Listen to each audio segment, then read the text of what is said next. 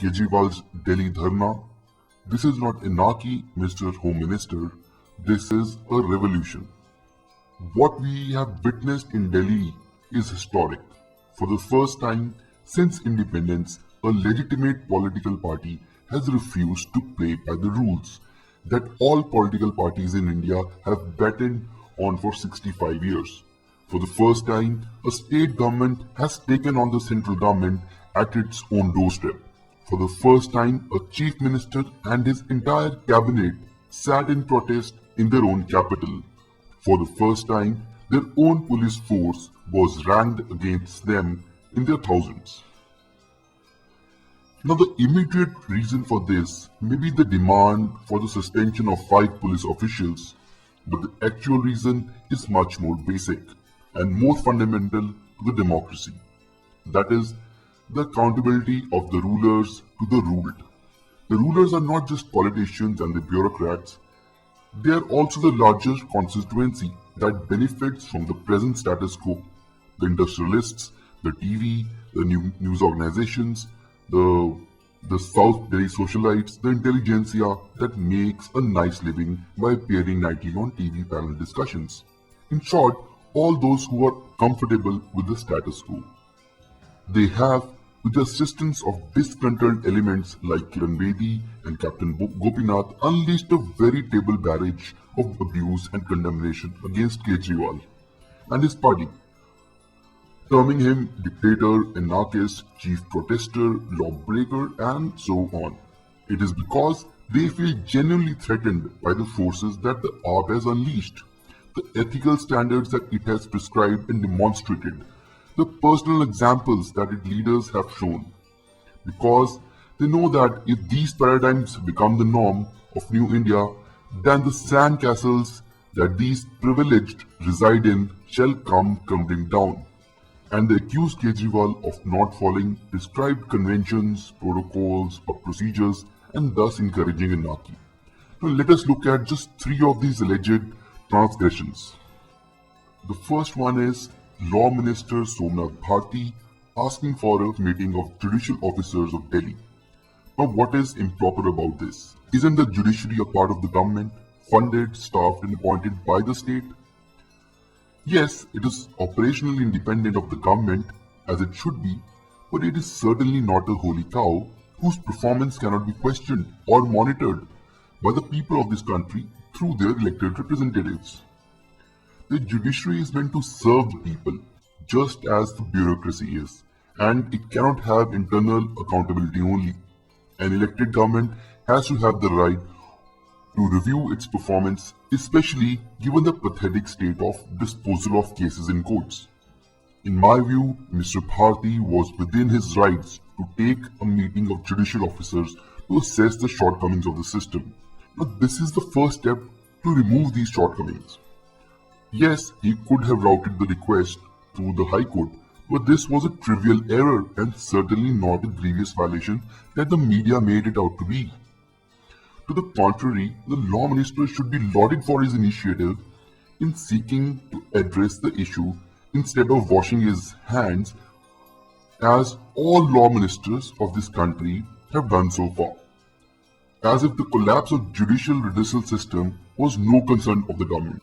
Let's move on to the second point, which is subsidies on water and power to small consumers in Delhi. Now this is something for which Kejriwal has been contemptuously branded as a populist. Really, the central government dishes out more than 1,60,000 crore worth of subsidy every year on just 3 schemes: the midday meals, Manrega, and Sarv Shiksha Abhiyan. Just about every state gives subsidies on power and water. Here's something Mr. Arnab Goswami and his kind should consider. The golf club in Delhi, which has about 4,000 privileged members, all of whom are now arraigned against Kejriwal, has been given 250 acres of most expensive real estate in the country worth 60,000 crores for a paltry lease of about rupees 15 lakh per annum. Now the annual return on rupees 60,000 crore should be very least rupees 6,000 crore. In effect, what this means is that every member of golf club is being given a subsidy of rupees 1.5 crore every year. The same is the case of Gymkhana Club, another watering hole for the rich, the famous, and now the scared. According to the latest report of RBI, the total non-performing assets, the NPAs, of banks in India is more than 1.6 lakh crores. NPA is just a euphemism for what the Vijay Mallya's and Captain Gopinaths of the world owe to the Aam Aadmi and still refuse to pay, while flying all over the world in their private jets and pontificating in TV studios on the correct form of governance. Is it populism if indulged in by Kejriwal, an entitlement and the economic surge when practiced by others? Let's move on to the third point. Somnath Bharti's midnight visit to Khidki village has generated so much misinformation, ignorance of law, reverse racism, and hypocritical harangues that is sickening. Shorn of this, what does the entire incident amount to? Merely this: a minister, in response to complaints by residents of a locality, personally visits the spot and asks the police to take immediate action by raiding the building where illegal activities are supposed to take place. Now the police refuse and insult the minister. But this is the essence of the matter. All the rest, search warrants, lack of female police, racism, urinating in public, cavity search, are red herrings. A smokescreen which no doubt the Judicial Inquiry Commission shall see through. How was the minister wrong in asking police to take action? Is it a minister's job to simply sit in an AC office and write on files? Does the police require a search warrant to enter a place where they have a reason to believe that illegal activities are going on? Really, Mr. Salve? If so, then how do you explain they are barging into the house in Bartla House encounter and shooting 3 people without a search warrant? On their constant nocturnal forays into the poor whorehouses of GB Road whenever they are short of spending money? No, sir, the opposition to Kejriwal from the BJP and the Congress, from the Arnab Goswamis, Rajdeep Sardesais, the Barkha Dutts, the Kiran Bedis, from the editors of English dailies, from the captains of the industry, from the single malts and the Bloody Marys of Gymkhana and golf clubs, does not stem from any illegality or impropriety on his part, or for any ideological differences between them. It stems from the complete and total failure to comprehend what Kejriwal is and what he stands for. It stems also from the deep social divide between the upper crust of the society and the masses below them, who have to daily bear the brunt of the system. System-inspired corruption, harassment, inconvenience, and indignity that the present dispensation guarantees them. This divide becomes clear when we compare the editorial stance of the English and Hindi channels in the coverage of ongoing protests. The former are aggressively anti-AAP and pop-up panelists who support that view, while the later appear to be more understanding of what AAP is trying to do. Those who are denouncing Kejriwal for being an autocrat, anarchist, activist, and for protesting at Rosaina Road are missing the obvious point of the moment, that Kejriwal will not play by the rules anymore. As they say in Las Vegas, you can't beat the house because the dice are loaded against you. Everyone wants him to play with their set of dice, which they mysteriously call the Constitution. But Kejriwal wants to play with his own dice, hence the confrontation. They want him to pass a joint resolution of the Assembly for bringing the police under Delhi government. He is smart enough to see that resolution will be thrown into the same waste paper basket where presumably the ordinance on protecting convicted MPs was consigned by Rahul Gandhi.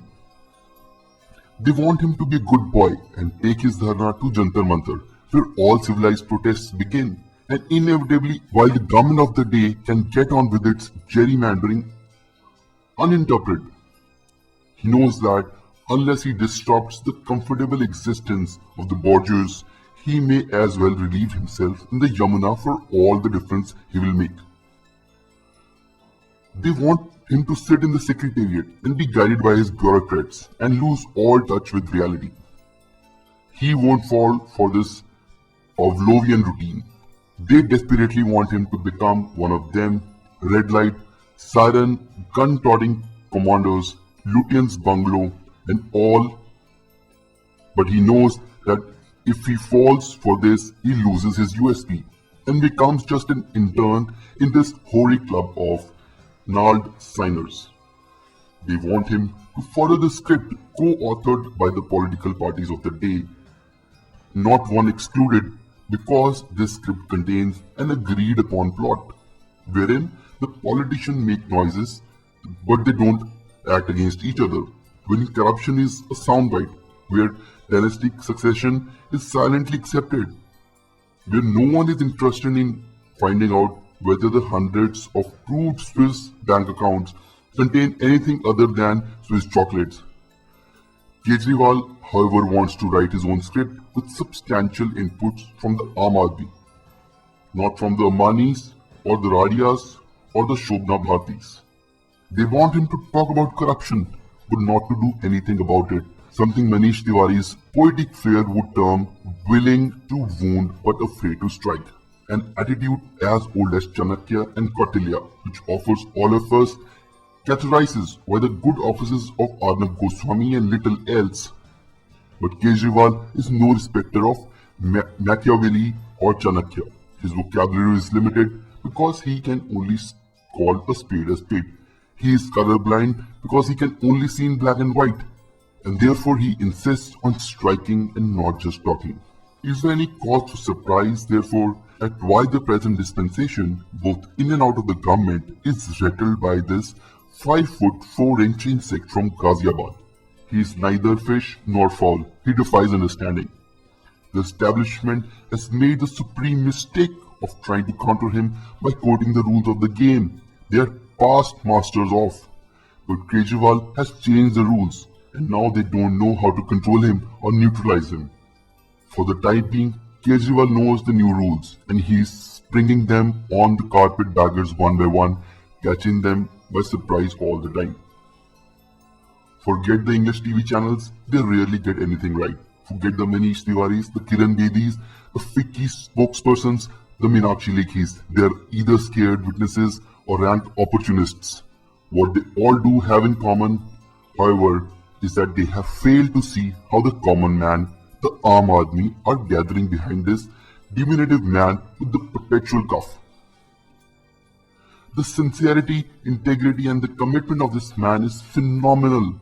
His capacity to harness the anger and frustration of the people is limitless. His defiance of accepted conventions and interpretations is not anarchy, it is nothing short of revolution. When the people have had enough of injustice, callousness, and indignity, they will not play by the rules of the rulers, they will make new rules. The French Revolution would not have happened if the existing rules had been followed. Tahrir Square would not have happened if everyone swore by the old rules. Changing the rules, Mr. Home Minister, is not anarchy. It is the beginning of people's revolution. The sooner we realize this, less the pain in transition. Kejriwal and his paradigms are here to stay and haunt our rulers. With his uncanny understanding of the pulse of the people, he has rewritten the rules of politics and governance. There are only two options Kejriwal has left the ruling class. Either they change or the people will change them.